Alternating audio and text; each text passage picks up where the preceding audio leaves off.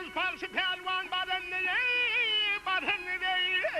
aydı sıkmada sıkıcın görendir.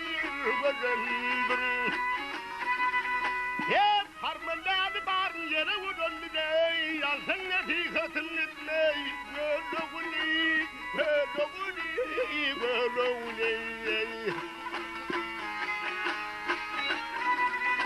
Ah halsın netikatın gitme,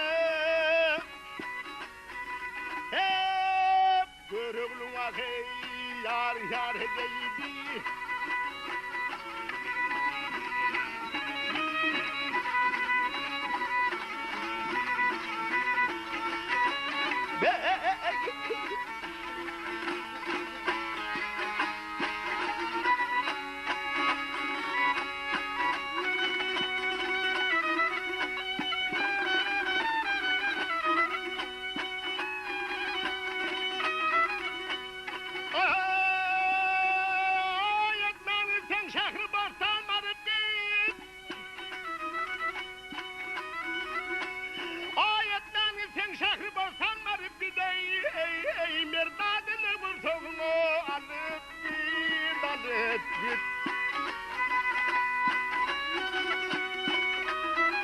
Hep aşık aylık şiirden urtadan iptidai diyem netikatın gitme görevli.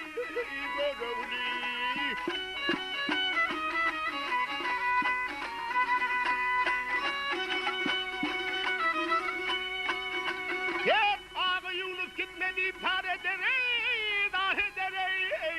haramını koçu gidi hareder.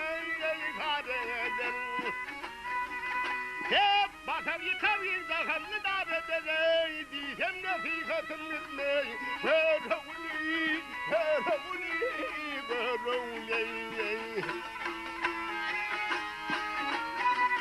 Hep batar yıkar inzahanını davet eder alsın netikatın gitme. Hep görevli vakey yar edeydi.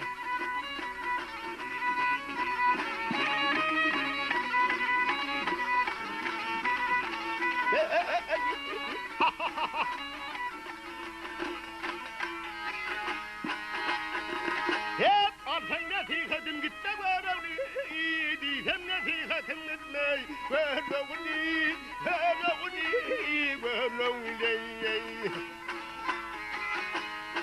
Ey